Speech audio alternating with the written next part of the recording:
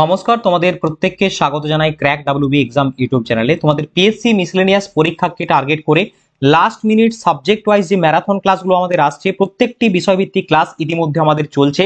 সমস্ত বিষয়ের থেকে আমরা ক্লাস অলরেডি কিন্তু করিয়ে দিয়েছি। এরপরে দু একটা সাবজেক্ট রয়েছে, সেগুলো তোমাদের কিন্তু আমরা কভার আপ করিয়ে দেবো। তো এই ক্লাসগুলো এমসিকিউ উইথ এক্সপ্লেনেশন ফরম্যাটে 100% কমন ক্লাস, যেগুলো তোমরা কিন্তু অবশ্যই পরীক্ষার জন্য কমন পেতে চলেছো লাস্ট মিনিট সাজেশন হিসাবে। চলো আজকের ক্লাসটা আমরা শুরু করব ভারতের অর্থনীতি বা ইন্ডিয়ান ইকোনমি থেকে। প্রত্যেকে ক্লাসটি মনোযোগ সহকারে দেখবে এবং গুরুত্বপূর্ণ বিষয়গুলো ভালো করে খেয়াল করবে। ওকে, তো আমরা দেখে নেব আজকের ইন্ডিয়ান ইকোনমি থেকে প্রথম প্রশ্ন কি রয়েছে। দেখো, ফার্স্ট কোয়েশ্চেন রয়েছে, ভারতের অর্থনীতি হলো ধনতান্ত্রিক অর্থনীতি, পরিকল্পিত অর্থনীতি, সমাজতান্ত্রিক অর্থনীতি নাকি মিশ্র অর্থনীতি। তো ক্ষেত্রে সঠিক উত্তরটি হয়ে যাবে চারটে অপশনের মধ্যে option D is the correct answer. Bharat একটি মিশ্র অর্থনীতির উদাহরণ, অর্থাৎ মিক্সড ইকোনমির উদাহরণ। অপশন ডি হবে সঠিক উত্তর। এরপরে আমরা দেখে নেব অর্থনীতির বিভিন্ন শ্রেণী বিভাগ। দেখো, ধনতান্ত্রিক অর্থনীতি বা ক্যাপিটালিস্টিক ইকোনমি যেটাকে বলা হয়, সেটা হচ্ছে মার্কিন যুক্তরাষ্ট্রের ইকোনমি তার বেস্ট উদাহরণ। বেসরকারি সংস্থার হাতে সম্পদের মালিকানা থাকে, যেমন হচ্ছে মার্কিন যুক্তরাষ্ট্রের ইকোনমি। নেক্সট দেখো, সমাজতান্ত্রিক অর্থনীতি। দেখো, আমরা কুইকলি চেষ্টা করব এমসিকিউ এবং সাথে যত ধরনের এমসিকিউ হতে পারে বা এক্সপ্লেনেশন হতে পারে সেইগুলো, যেখান থেকে তোমাদের কোয়েশ্চেন হওয়ার পসিবিলিটি রয়েছে। দেখো, সমাজতান্ত্রিক অর্থনীতি রাশিয়ার অর্থনীতিকে বলা হয়। অর্থনীতি সরকার নিয়ন্ত্রণ করে এবং জাতীয় সম্পদ সরকারের মালিকানাধীন থাকে। তোমাকে কোয়েশ্চেন করবে নিম্নের কোন দেশটি সমাজতান্ত্রিক অর্থনীতির উদাহরণ। নেক্সট হচ্ছে দেখো, মিশ্র অর্থনীতি। অর্থনীতিতে সরকার এবং বেসরকারি সহাবস্থান দেখা যায়, অর্থাৎ সরকারি এবং বেসরকারি দুটোরই ইন্টারভেনশন থাকবে, যেটা হচ্ছে ভারতবর্ষের ইকোনমির ক্ষেত্রে। পরিকল্পিত বা প্ল্যানিং ইকোনমি কি না, সমাজতান্ত্রিক অর্থনীতির মতো সরকার দ্বারা পরিকল্পিত এবং নিয়ন্ত্রিত, সেটা হচ্ছে প্ল্যানিং ইকোনমি বা প্ল্যান্ড ইকোনমি বলা হয়ে থাকে। ওকে, চলো নেক্সট পরবর্তী সেকেন্ড কোয়েশ্চেন আমরা দেখব। বস্ত্রবয়ন শিল্প হলো কোনটি? প্রাথমিক ক্ষেত্র, গৌণ ক্ষেত্র, টার্সিয়ারি ক্ষেত্র, কুইনারি। বস্ত্রবয়ন শিল্প হলো গৌণ ক্ষেত্র। অপশন সি বি হয়ে যাবে সঠিক উত্তর। গৌণ ক্ষেত্র ইজ দ্য কারেক্ট অ্যান্সার। ওকে, এরপরে অর্থনৈতিক বিভিন্ন ক্ষেত্র, প্রাইমারি, সেকেন্ডারি, টার্সিয়ারি যেগুলো হয় সেগুলো একটু আমরা দেখে নেব। দেখো, প্রাথমিক ক্ষেত্রের যে অর্থনীতি বা প্রাইমারি সেক্টরের যে ইকোনমি প্রাকৃতিক সম্পদের উপর নির্ভরশীল, সেই ক্ষেত্রের অর্থনীতিকে বোঝানো হয়। যেরকম কৃষিকাজ, পশুপালন, মৎস্য সংগ্রহ, পালন বা দুগ্ধজাত দ্রব্য উৎপাদন ইত্যাদি প্রাথমিক ক্ষেত্রের অর্থনীতির উদাহরণ। যদি আমরা সেকেন্ডারি বা গৌণ ক্ষেত্র দেখি, তাহলে দেখবো যে প্রাথমিক ক্ষেত্রের উৎপাদনকে কাঁচামাল হিসেবে ব্যবহার করে আবার প্রোডাকশন করা, সেটা হচ্ছে গৌণ ক্ষেত্র বা সেকেন্ডারি। দেখো, এই ক্ষেত্রে খনন কার্য, নির্মাণ কার্য, বিদ্যুৎ, গ্যাস, জল সরবরাহ ইত্যাদি, এটা হচ্ছে এই সেকেন্ডারি সেক্টরের উদাহরণ। টার্সিয়ারি যদি দেখো প্রাথমিক এবং গৌণ, অর্থাৎ প্রাইমারি এবং সেকেন্ডারির সংমিশ্রণে বা সহায়তা প্রদান করে এবং বিকাশে সাহায্য করা, এটা হচ্ছে টার্সিয়ারি। এর উদাহরণ ব্যবসা, টেলিযোগাযোগ, জীবন পরিষেবা ইত্যাদি। আর কোয়াটারনারি হচ্ছে গবেষকরা এবং বৈজ্ঞানিক। দেখো, তোমাদের জাস্ট পড়বে এখান থেকে এক্সাম্পল, তাই অবশ্যই এই এক্সপ্লেনেশন গুলো তোমরা প্রত্যেকে খেয়াল করবে। আমি অনেক তাড়াতাড়ি তোমাদের অনেক কিছু ইনফরমেশন প্রোভাইড করব, দরকার পড়লে তোমরা খাতায় নোট ডাউন করে নিতে পারো। ওকে, চলো নেক্সট। পণ্য ও পরিষেবার উৎপাদনের জন্য ব্যবহৃত খরচ হলো কোনটি? পণ্য পরিষেবার জন্য উৎপাদনের ব্যবহৃত খরচ হচ্ছে ফ্যাক্টর কস্ট। অপশন এ হয়ে যাবে সঠিক উত্তর। তোমাদের একটা বিষয় বলবো, দেখো এখান থেকে আমি একটু, যে যারা তোমরা এখনো পর্যন্ত বিষয়গুলো নোট ডাউন করতে পারছো না, সমস্ত বিষয়ের অলরেডি কভার আপ হয়ে গিয়েছে, তো তোমাদের জন্য মিসলেনিয়াস পরীক্ষায় লাস্ট মিনিট সাজেশন হিসাবে আমাদের জিকের উপরে 1550টি এমসিকিউ উইথ 5000 ওয়ান লাইনার এবং পাশাপাশি স্ট্যাটিক জিকের লেটেস্ট এডিশন, সমস্ত স্ট্যাটিক জিকে কভার আপ রয়েছে। এই দুটি বই অফার প্রাইসে পাওয়া যাচ্ছে এই মুহূর্তে। একটার দাম রয়েছে 89 রুপিস এবং একটা রয়েছে 99 রুপিস। ইতিমধ্যে রাজ্যের বহু ছেলে মেয়ে সংগ্রহ করছে। যারা সংগ্রহ করতে ইচ্ছুক বা এখনো করনি, জাস্ট তোমরা 5 থেকে 6 ঘন্টা পড়ো এই দুটো বই, অবশ্যই কিন্তু তোমাদের অনেকটা বিষয় কভার আপ হয়ে যাবে এবং শেষ মুহূর্তে তুমি সঠিক একটা অ্যাটেম্প পরীক্ষায় দিতে পারবে। যেহেতু মিসলেনিয়াসের মতো পরীক্ষায় তুমি বসছো এবং তোমার জন্য এই পোস্টটি যথেষ্ট গুরুত্বপূর্ণ এবং গুরুত্ব সহকারে পরীক্ষাটি দেওয়া উচিত। যারা নিতে আগ্রহ প্রকাশ করছো, অবশ্যই হোয়াটসঅ্যাপ নাম্বারে যোগাযোগ করো। পেমেন্ট করার পরে স্ক্রিনশট প্রোভাইড করলে সাথে সাথে তোমরা কিন্তু দুটো পিডিএফ বা ইবুক তোমরা বাড়িতে বসেই পেয়ে যাবে। 1550 এমসিকিউ, 5000 ওয়ান লাইনার, মানে বুঝতে পারছো প্রত্যেকটি বিষয় রয়েছে এখানে জিকের, এবং স্ট্যাটিক জিকের সম্পূর্ণ সমাহার সহযোগে লেটেস্ট এডিশন প্রকাশিত হয়েছে আমাদের স্ট্যাটিক জিকের বই। ওকে, চলো নেক্সট পরবর্তী আমরা দেখে নেব কস্ট সম্পর্কে। দেখো, ফ্যাক্টর কস্ট বা কারক মূল্য। দেখো, পণ্য পরিষেবার উৎপাদনকারী সংস্থার উৎপাদনের উপকরণের জন্য ব্যবহৃত হয়, যেমন বেতন ভাতা, যন্ত্রপাতির খরচ ইত্যাদি। বাজার দর বা মার্কেট প্রাইস কি? এটা দেখো, ক্রেতা বাজারে যে দামে পণ্য ক্রয় করছে, অর্থাৎ তুমি আমি বাজারে গিয়ে কোনো একটা প্রোডাক্ট কিনলাম, সেই বিষয়টা হচ্ছে বাজার দর বা মার্কেট প্রাইস। এর মধ্যে কারক মূল্যও থাকে। মানে ফ্যাক্টর কস্টও এখানে রয়েছে। আচ্ছা, কারক মূল্য কি? কারক মূল্য বা ফ্যাক্টর কস্ট কি? বাজার দর বা মার্কেট প্রাইস প্লাস হচ্ছে সাবসিডি মাইনাস হচ্ছে পরোক্ষ কর বা ইনডাইরেক্ট ট্যাক্স, এটা হচ্ছে এর ক্যালকুলেশন। তো ইকোনমিক্স এর এই ধরনের ক্যালকুলেশন তোমাকে অবশ্যই দেখতে হবে। তাহলে factor cost is equals to market price plus তোমাদের সাবসিডি মাইনাস হয়ে যাবে ইনডাইরেক্ট ট্যাক্স, এবং বর্তমানে ইনডাইরেক্ট ট্যাক্সের উদাহরণ কি? জিএসটি। ওকে, চলো নেক্সট পরবর্তী কোশ্চেন, 4 নম্বর কোশ্চেন। এসডিজি এর নীতিগুলি কত সালের মধ্যে বলবৎ করার কথা বলা হয়েছে? এসডিজির ফুল ফর্ম কি? এসডিজি মানে হলো সাস্টেনেবল ডেভেলপমেন্ট গোল, এবং এর যে প্রিন্সিপালস গুলো রয়েছে সেইগুলো 2030 সালের মধ্যে বলবৎ করার কথা বলা হয়েছে। অপশন ডি হবে সঠিক উত্তর। এরপরে আমরা একটু ডিটেলসে দেখে নেব সাস্টেনেবল ডেভেলপমেন্ট গোল সম্পর্কে। দেখো, এটি গ্লোবাল গোল নামেও পরিচিত। 2015 সালের ইউএনডিপি এই কর্মসূচি নির্ধারণ করেছিল। এসডিজি পূর্বের মিলেনিয়াম ডেভেলপমেন্ট গোলকে প্রতিস্থাপিত করে 2030 সালে বলবৎ হওয়ার কথা বলেছে, এবং 17টি সাস্টেনেবল ডেভেলপমেন্ট গোল রয়েছে। তোমাকে এখান থেকে ডিরেক্টলি প্রশ্ন করবে মোট সাস্টেনেবল ডেভেলপমেন্ট গোলের সংখ্যা কটি? তো উত্তরটি হয়ে যাবে 17টি। ওকে, চলো নেক্সট পরবর্তী কোশ্চেনে আমরা যাব। পরবর্তী প্রশ্ন তোমাদের স্ক্রিনে তোমাদের জন্য। ভারতের প্ল্যানিং কমিশন কার সভাপতিত্বে স্থাপিত হয়? তো প্ল্যানিং কমিশন স্থাপিত হয়, সঠিক উত্তরটি হয়ে যাবে জওহরলাল নেহরুর নেতৃত্বে। Option B will be the correct answer. Okay, option B হয়ে গেল সঠিক উত্তর। প্ল্যানিং কমিশন সম্পর্কে আমরা একটু ডিটেলসে এখানে দেখার চেষ্টা করব। দেখো, পরিকল্পনার কথা প্রথম বলেন এম বিশ্বেশ্বরায় 1934 সালে। এইটা দিয়েও তোমাদের কিন্তু কোয়েশ্চেন হয়। প্ল্যান্ড ইকোনমি ফর ইন্ডিয়া গ্রন্থে তিনি পরিকল্পনার বিষয়ে প্রথম আলোকপাত করেন। 1950 সালে প্ল্যানিং কমিশন গঠিত হয়, এবং পরিকল্পনা কমিশন সভাপতিত্ব করেন প্রধানমন্ত্রী প্রথম জওহরলাল নেহরু। 2015 সালের 1 জানুয়ারি নীতি আয়োগ গঠিত হয় পরিকল্পনা কমিশনকে প্রতিস্থাপিত করে। দেশীয় সম্পদের পরিমাপ, সম্পদের বৃদ্ধি, সংরক্ষণের ব্যবস্থা এবং সম্পদের যথাযথ ব্যবহার পরিকল্পনা কমিশনের প্রধান উদ্দেশ্য ছিল। এরপরে তোমাদের আর একটা বিষয় আমি বলে রাখি, আমাদের সমস্ত বিষয় থেকে ক্লাস রয়েছে বললাম, তার জন্য চ্যানেলটিকে সাবস্ক্রাইব করে আমাদের টেলিগ্রামে যুক্ত থাকবে সমস্ত ক্লাস আপডেট পাওয়ার জন্য। সেকেন্ড ওয়ান, আমাদের ইন্ডিয়ান ইকোনমি থেকে প্ল্যানিং বা 5 ইয়ার প্ল্যান এবং নীতি আয়োগ একটা ইম্পর্টেন্ট জায়গা। তো সেইটার বিষয়ে একটা ডেডিকেটেড তোমাদের ক্লাস রয়েছে, অবশ্যই সেই ক্লাসটাও দেখে নিও পরবর্তী ক্ষেত্রে। চলো নেক্সট কোশ্চেনে আমরা ফিরে যাই। প্ল্যান্ড ইকোনমি ফর ইন্ডিয়া বইটি কার লেখা? প্ল্যান্ড ইকোনমি ফর ইন্ডিয়া বইটি এম বিশ্বেশ্বরায়ের লেখা। অপশন বি হয়ে যাবে সঠিক উত্তর। নেক্সট প্রশ্ন, এলপিজি তত্ত্বের প্রবক্তা কে? দেখো, এলপিজি মানে হচ্ছে লিবারালাইজেশন, প্রাইভেটাইজেশন এবং গ্লোবালাইজেশন। এই তত্ত্বের প্রবক্তা হলেন অর্থনীতিবিদ সেই সময় ছিলেন মনমোহন সিং, এবং পরবর্তী ক্ষেত্রে তিনি প্রধানমন্ত্রীর দায়িত্ব পালন করেছেন। তো সেই সময় 1991 সালে ভারতে এলপিজি ইন্ট্রোডিউস হয়, এবং এলপিজি যখন ইন্ট্রোডিউস হচ্ছে তখন ভারতের প্রধানমন্ত্রী ছিলেন পিভি নরসিমহা রাও, এবং মনমোহন সিং ছিলেন অর্থমন্ত্রী। ওকে, এলপিজি মানে কি বললাম? লিবারালাইজেশন, প্রাইভেটাইজেশন এবং গ্লোবালাইজেশন। অবশ্যই ফুল ফর্মটা মনে রেখো। 1992 থেকে 1997 সালের অষ্টম পরিকল্পনাটি অর্থনীতির উদারীকরণ হিসাবেও পরিচিত। তাহলে তোমাকে যদি জিজ্ঞেস করে যে which one of the following 5 year plans is known as LPG LPG. Okay, তো সঠিক উত্তরটা হবে তোমাদের অষ্টম পরিকল্পনা। এটি ভারতে উদারীকরণ, বেসরকারীকরণ এবং বিশ্বায়নের সূচনা হিসাবেও বিবেচিত হয়েছিল। নেক্সট কোয়েশ্চেনে আমরা যাব। দ্বিতীয় পরিকল্পনার সময় কোন ক্ষেত্রে সব থেকে বেশি গুরুত্ব দেওয়া হয়েছিল? তো সেকেন্ড 5 ইয়ার প্ল্যান বা সেকেন্ড পরিকল্পনা সব থেকে বেশি যেটা ক্ষেত্রে জোর দেওয়া হয়েছিল সেটি হচ্ছে শিল্পক্ষেত্র, ভারী শিল্প, বা অপশন বি হয়ে যাবে সঠিক উত্তর। প্রথমটায় জোর দেওয়া হয়েছিল কৃষির উপর, এবং দ্বিতীয়টায় জোর দেওয়া হয়েছিল শিল্পের, এবং তৃতীয়টায় জোর দেওয়া হয়েছিল মিশ্র অর্থাৎ শিল্প এবং কৃষি উভয়ের উপরে। তো এরপরে আমরা ডিটেলসে একটু দ্বিতীয় পঞ্চবার্ষিকী পরিকল্পনাটা দেখার চেষ্টা করব। দ্বিতীয় পঞ্চবার্ষিকীর সময়কাল ছিল 1956 থেকে 61 সাল পর্যন্ত। প্রথম পঞ্চবার্ষিকী পরিকল্পনার সময়কাল ছিল 1951 থেকে 56। প্রশান্ত চন্দ্র মহালানাবিসের নাম অনুসারে মহালানাবিস পরিকল্পনা নামে পরিচিত এই দ্বিতীয় পঞ্চবার্ষিকী পরিকল্পনা দ্রুত শিল্পায়ন এবং ভারী শিল্পের উপর গুরুত্ব আরোপ করা হয়েছে। বৃদ্ধির লক্ষ্যমাত্রা 4.5% এবং পূরণ হয়েছে 4.7%, অর্থাৎ গোল অ্যাচিভড হয়েছে। চলো নেক্সট কোশ্চেনে আমরা ফিরে যাই। গরিবি হটাও স্লোগান কোন পঞ্চবার্ষিকী পরিকল্পনায় দেওয়া হয়েছে? গরিবি হটাও স্লোগান দেওয়া হয়েছে, সঠিক উত্তরটি হয়ে যাবে পঞ্চম পঞ্চবার্ষিকী পরিকল্পনায় ইন্দিরা গান্ধী দিয়েছিলেন এই স্লোগান।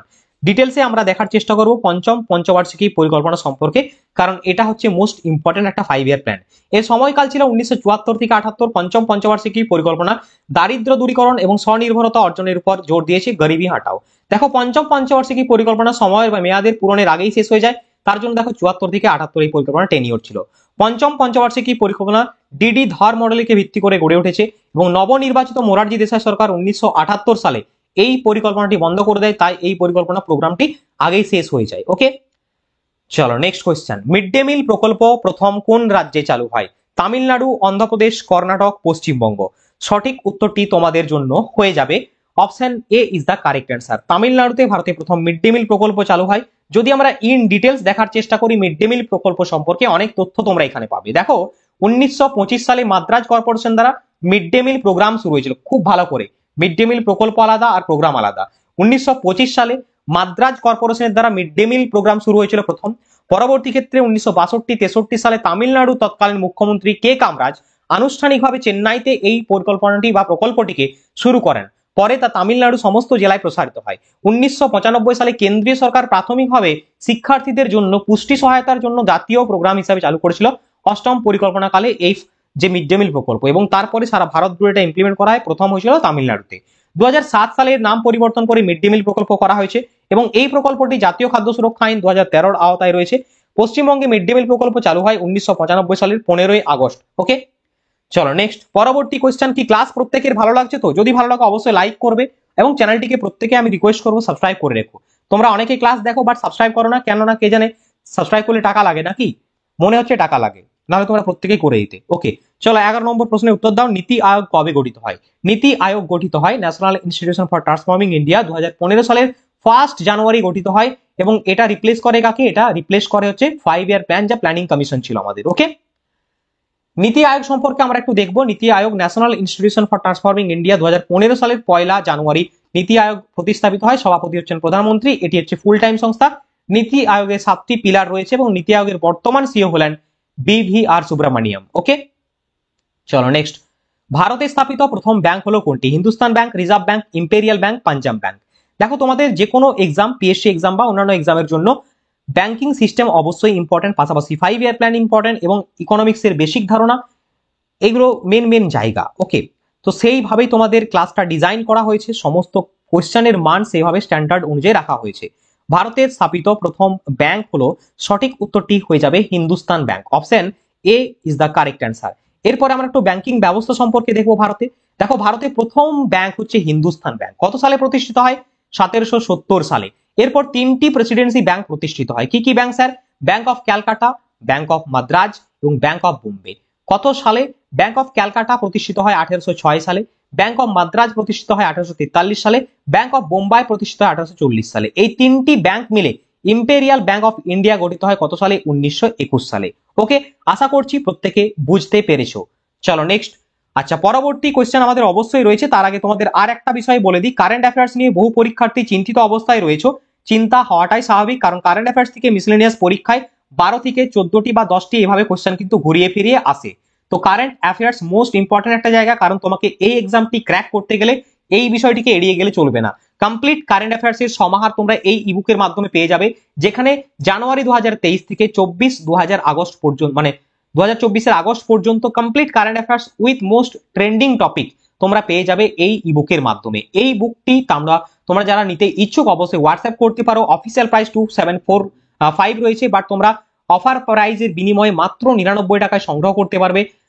পেমেন্ট করার পরে স্ক্রিনশট প্রোভাইড করলেই এই হোয়াটসঅ্যাপ নাম্বারে তোমরা কিন্তু পেয়ে যাবে। যারা নিতে আগ্রহী অবশ্যই হোয়াটসঅ্যাপ করবে, আর যারা ইবুকগুলো নিতে ইচ্ছুক তো করবেই, নিতে হবেই, কারণ তোমরা যদি পরীক্ষা সিরিয়াস স্টুডেন্ট হও অবশ্যই তোমাদের পড়ে করে যেতে হবে, কারণ পড়ে করে না গিয়ে পরীক্ষা দিতে যাওয়া না যাওয়া সমানই হয়ে যায়। তো অবশ্যই পরীক্ষা পড়ে করে যাওয়াটাই বেটার, হয়তো তোমার জীবন বদলে যেতে পারে এখান থেকে। তো আশা করবো প্রত্যেকে তোমরা তোমাদের নিজের বেটারমেন্টটা বুঝবে আমার থেকে বেশি। ওকে, চলো নেক্সট।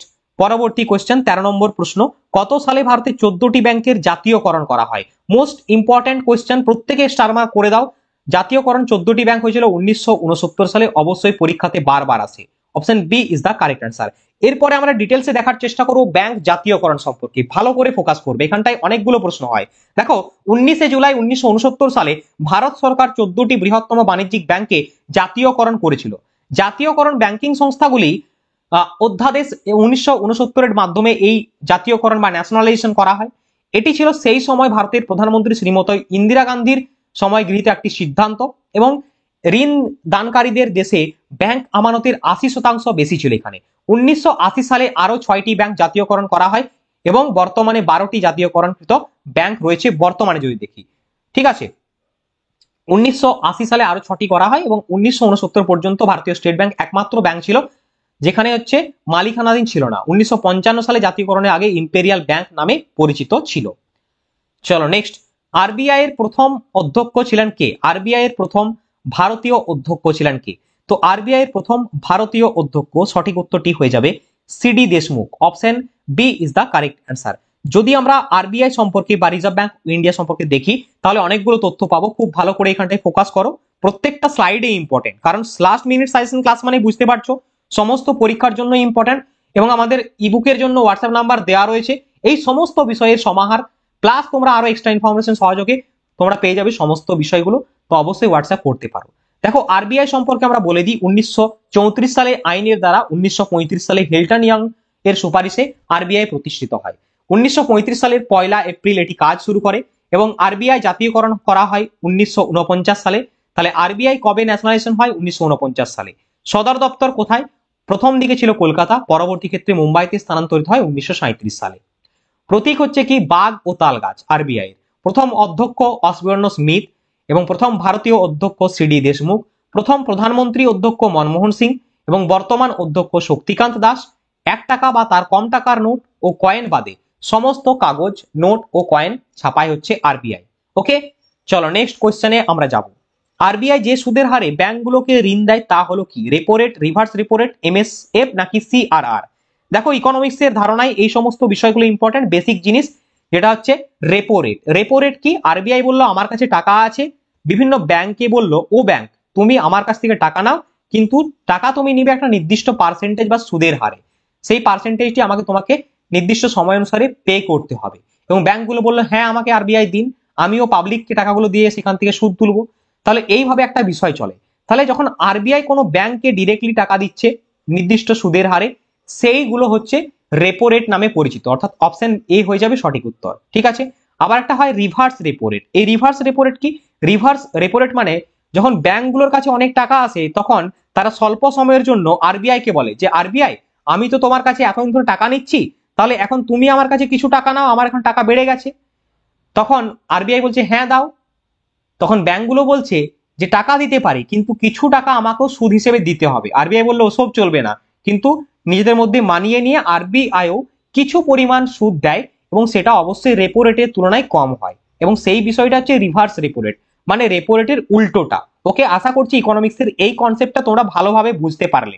ওকে, তো এখানে আরেকটা বিষয় জেনে নাও যে repo rate always reverse repo রেটের থেকে বেশি হয়। এই যে ডেটাটা দেওয়া রয়েছে এটা কিন্তু ওল্ডেস্ট ডেটা, তো অবশ্যই এই ডেটাটা ফলো করো না। তোমরা হচ্ছে কারেন্ট অ্যাফেয়ার্স নিলে কারেন্ট অ্যাফেয়ার্সের লেটেস্ট ডেটা হয়তো পেয়ে যাবে যদি থাকে। ওকে, চলো next. Imperial bank of India বর্তমান নাম কি? ইম্পেরিয়াল ব্যাংক অফ ইন্ডিয়ার বর্তমান নাম সঠিক উত্তরটা হয়ে যাবে SBI. Option C is the correct answer, state bank of India. State bank of India সম্পর্কে যদি দেখো বুঝতে পারবে, পূর্বের নাম হচ্ছে ইম্পেরিয়াল ব্যাংক অফ ইন্ডিয়া, জাতীয়করণ করা হয় 1955 সালে, প্রধান কার্যালয় হচ্ছে মুম্বাই, এবং চেয়ারম্যান কে রয়েছে তোমাদের জন্য কারেন্ট অ্যাফেয়ার্স ফলো করতে হবে। ওকে, চলো নেক্সট। ভারতের কৃষির উন্নতির জন্য স্থাপিত ব্যাংকটি হলো কোনটি? NABARD, SIDBI, IFCI, NHB. তো সঠিক উত্তরটা হয়ে যাবে ভারতের কৃষির উন্নতির জন্য যে ব্যাংকটা প্রতিষ্ঠিত হয় সেটা হচ্ছে NABARD. Okay, option A will be the correct answer. এরপরে আমরা দেখে নেব নাবার্ড সম্পর্কে। নাবার্ডের ফুল ফর্ম অনেক সময় পরীক্ষায় তোমাদের সরাসরি প্রশ্ন হয়। National bank for agriculture and rural development এর ফুল ফর্ম। 1982 সালের 12 জুলাই কৃষি ও গ্রামীণ উন্নয়নে প্রতিষ্ঠিত হয়, আর সদর দপ্তর রয়েছে বা হেডকোয়ার্টার রয়েছে মুম্বাইতে। সিডবি অপশনে রয়েছিল, সিডবির ফুল ফর্ম হলো small industries development bank of India. 1990 সালে প্রতিষ্ঠিত হয় এমএসএমই এর বিকাশ ও উন্নতির জন্য, প্রধান কার্যালয় রয়েছে লখনৌতে। ওকে, চলো নেক্সট আমরা দেখে নেব আইএফসিআই এবং এক্সিম সম্পর্কে, এসএফবি সম্পর্কে। এই ব্যাংকগুলো তোমাদের জন্য ইম্পর্টেন্ট, তাই আমি কিন্তু প্রোভাইড করছি লিস্টগুলো, তো প্রত্যেকে ভালো করে দেখে নাও। দেখো আইএফসিআই এর ফুল ফর্ম হচ্ছে industrial finance corporation of India, এটা প্রতিষ্ঠিত হয় 1948 সালে। আর এনএইচবির ফুল ফর্ম হচ্ছে ন্যাশনাল হাউসিং ব্যাংক, অবশ্যই পরীক্ষাতে প্রশ্ন আসে। 1988 সালের 9 জুলাই রিজার্ভ ব্যাংকের মালিকানাধীন প্রতিষ্ঠিত হয়। তোমরা ভাববে হয়তো স্কিপ করে দেবো, এগুলো শুনতে ভালো লাগছে না, বাট তুমি কিন্তু ঠকবে। ক্লাস দেখছো মানে অবশ্যই পুরো জিনিসটা ভালো করে দেখো। যদি আমার বলার স্পিড হচ্ছে সেখানে স্লো করে দাও, ইউটিউবে ফাংশন রয়েছে, যদি মনে হচ্ছে আমি স্লো বলছি তাহলে স্পিড করে নাও, 1x 2x করে দেখতে পারো। ওকে, 1988 সালে 9 জুলাই রিজার্ভ ব্যাংকের মালিকানাধীনে ছিল এনএইচবি। এরপরে এক্সিম ব্যাংক, বহুবার প্রশ্ন হয় এক্সিম ব্যাংক কি? এক্সপোর্ট অ্যান্ড ইম্পোর্ট ব্যাংক, এটা প্রতিষ্ঠিত হয় 1982 সালে। এসএফবি স্মল ফাইন্যান্স ব্যাংক নামে পরিচিত, 1934 সালে আরবিআই এর অ্যাক্ট দ্বারা প্রতিষ্ঠিত হয়। ওকে, চলো যাব আমরা নেক্সট কোশ্চেনে। এটিএম এর সম্পূর্ণ নাম কি? এটিএম এর সম্পূর্ণ নাম হলো automated teller machine. Option B is the correct answer. Option B হয়ে যাবে সঠিক উত্তর। নেক্সট পরবর্তী কোশ্চেন, আমদানি ও রপ্তানিকারীদের আর্থিক সহায়তা প্রদানের জন্য গঠিত ব্যাংকটি হলো কোনটি? আমদানি এবং রপ্তানিকারীদের জন্য তোমাদের একটু আগেই বললাম এক্সিম ব্যাংক হয়ে যাবে সঠিক উত্তর, অপশন সি। নেক্সট কোয়েশ্চেন, সমাজতান্ত্রিক অর্থনীতির দেশ বলা হয় কোনটিকে? তোমাদের সবার প্রথমেই বুঝিয়ে দিয়েছি, option A Russia is the correct answer, সমাজতান্ত্রিক অর্থনীতির দেশ। ওকে, পরবর্তী প্রশ্ন, ভারতের তৃতীয় পঞ্চবার্ষিকী যে পরিকল্পনা তার সময়কাল ছিল কোনটি? সঠিক উত্তরটা হয়ে যাবে 61 থেকে 66, 51 থেকে 56, 56 থেকে 61 এবং 61 থেকে 66 তৃতীয় পঞ্চবার্ষিকী পরিকল্পনা। পঞ্চবার্ষিকী পরিকল্পনার আলাদা ক্লাস রয়েছে, অবশ্যই দেখে নিও। এরপরে বিভিন্ন পঞ্চবার্ষিকী পরিকল্পনার যে সময়কাল সেগুলো আমি লিস্টে এখানে প্রোভাইড করেছি, প্রত্যেকে একটু দেখে নেবে। প্রথম পঞ্চবার্ষিকী পরিকল্পনা 51 থেকে 56, দ্বিতীয় পঞ্চবার্ষিকী পরিকল্পনা 56 থেকে 61, তৃতীয় পঞ্চবার্ষিকী পরিকল্পনা 1961 থেকে 66। নেক্সট যেটা ইম্পর্টেন্ট হয়ে যায় তোমাদের 66 থেকে 69 অ্যানুয়াল প্ল্যান নেওয়া হয়েছিল। চতুর্থ পঞ্চবার্ষিকীর পরিকল্পনা সময়কাল ছিল 1969 থেকে 1974। এরপরে পঞ্চম প্ল্যান আসে 74 থেকে 78, তারপরে রোলিং প্ল্যান নেওয়া হয় 78 থেকে 80। এটাও কিন্তু মোস্ট ইম্পর্টেন্ট, তোমাকে ডিরেক্টলি কোশ্চেন করবে যে রোলিং প্ল্যান কোন সময় নেওয়া হয়েছিল 1978 থেকে 80 সালে। বাকিগুলো অবশ্যই তোমরা দেখে নেবে। এবং শেষ পরিকল্পনা হচ্ছে দ্বাদশ পঞ্চবার্ষিকী পরিকল্পনা 2012 থেকে 17 এর টেনিউর। ওকে, চলো নেক্সট পরবর্তী কোশ্চেন, ভারতে 1 টাকার নোট ছাপার দায়িত্ব রয়েছে কার? 1 টাকার নোট ছাপার দায়িত্ব রয়েছে অর্থমন্ত্রীর। অপশন এ হয়ে যাবে সঠিক উত্তর, অপশন এ। পরবর্তী কোশ্চেন, বৈজ্ঞানিকভাবে জাতীয় আয় নির্ধারণের সর্বপ্রথম ব্যবস্থা করেন কে? তো বৈজ্ঞানিকভাবে জাতীয় আয় নির্মাণের সর্বপ্রথম ব্যবস্থা করেছিলেন ডক্টর ভি কে রাও। অপশন বি হয়ে যাবে সঠিক উত্তর। এবং ভারতের প্রথম জাতীয় আয় নির্ধারণ করেছিলেন দাদাভাই নৌরোজি। জাতীয় আয় নির্মাণ করেছিলেন দাদাভাই নৌরোজি। নেক্সট কোশ্চেন, গ্রাম স্তরে 4 প্রকারের যোগাযোগ ব্যবস্থার কথা বলা হয়েছে। তো সেই 4 প্রকারের যোগাযোগ ব্যবস্থা কি? সেগুলো হচ্ছে মানে পুরা, providing urban amenities in rural areas, এইখানের মাধ্যমে বলা হয়েছে। পুরা সম্পর্কে ডিটেলস একটু দেখে নেব। Providing urban amenities in rural areas, এর প্রবক্তা হলেন এপিজে আব্দুল কালাম। 4 প্রকারের যোগাযোগের কথা বলা হয়েছে কি কি? ভৌতিক যোগাযোগ বা ফিজিক্যাল কানেকশন, বিদ্যুৎ যোগাযোগ বা ইলেকট্রিসিটি কানেকশন, শিক্ষা যোগাযোগ বা এডুকেশনাল কানেকশন এবং ইকোনমিক্যাল কানেকশন বা আর্থিক যোগাযোগ। এইগুলো হচ্ছে টোটাল 4টি এই পুরার মাধ্যমে রয়েছে। ওকে, তো ডিয়ার স্টুডেন্ট, এই ছিল আজকের ক্লাসের ইম্পর্টেন্ট প্রশ্ন উত্তর। আশা করছি ক্লাসটি ভালো লেগেছে। যদি এখনো তুমি আগের ক্লাসগুলো দেখোনি, অবশ্যই আমাদের টেলিগ্রামে যুক্ত হয়ে যাও। এবং সমস্ত বিষয় থেকে ক্লাস রয়েছে, পাশাপাশি স্ট্র্যাটেজিকের কমপ্লিট ক্লাস এবং সায়েন্সের চ্যাপ্টার ওয়াইজ ক্লাস, সায়েন্সের ম্যারাথন ক্লাস, সমস্ত বিষয় তোমরা পাবে। তার জন্য আমাদের টেলিগ্রাম গ্রুপে যুক্ত হতে হবে। এবং তোমরা যারা এখনো ভাবছো, চিন্তা করছো, তাদের জন্য বলবো তোমরা অবশ্যই ভেবে দেখো, বাট বেশি ভেবে কাজ নেই, কারণ পরীক্ষা দিতে যাচ্ছ, অবশ্যই পড়ে যেতে হবে। শেষ মুহূর্তে সঠিক প্রস্তুতির সাজেশন পাওয়ার জন্য অবশ্যই বইগুলো তোমার ক্ষেত্রে উপযোগী হবে। অনেকে বলবে স্যার এখানে শুধু অ্যাডভার্টাইজে ভর্তি, তো অবশ্যই তুমি ফ্রিতে ইউটিউবে ক্লাস দেখছো, আমাদেরও কিছু কর্তব্য, কিছু দায়িত্ব এবং কিছু নিজস্ব সাংসারিক ব্যাপার রয়েছে ভাই, ঠিক আছে? তোমাদেরকে জোর করছি না, স্বাধীন চেতা মানুষ, স্বাধীন দেশের নাগরিক, ইচ্ছে হলে নেবে, না হলে নেবে না। অনেকে বলছো এই ধরনের কোশ্চেন আবার নাকি আসে না, স্ট্যান্ডার্ড হওয়া উচিত। তুমি ইউপিএসসির জন্য প্রিপারেশন নাও, ইউটিউবে পড়ে থেকো না, এই সমস্ত ক্লাস দেখো না। ইউপিএসসির ভালো স্ট্যান্ডার্ড বই কিনে না, এখনো সময় রয়েছে 2-4 দিন, তুমি পড়ে নাও, তুমি পরীক্ষায় পাস হয়ে মিসলেনিয়াসের জন্য চাকরি করবে। ওকে, ভালো ছেলে তুমি, চলো ইন্টেলিজেন্ট গুড বয়। এরপর যারা আমাদের সাথে অনুসরণ করছো তাদেরকে মোস্ট ওয়েলকাম, এবং যারা ক্লাস দেখছো, লাইক করছো, অনেকেই মানে ভালোবাসা দিচ্ছ ক্লাসগুলোতে, তো তাদেরকে অসংখ্য ধন্যবাদ। আমাদের টেলিগ্রাম গ্রুপের লিঙ্ক ভিডিও ডেসক্রিপশনে থাকবে, অবশ্যই জয়েন হয়ে যাও প্রত্যেকে। আজকের ক্লাসে এতটাই। বন্দে মাতরম, জয় হিন্দ।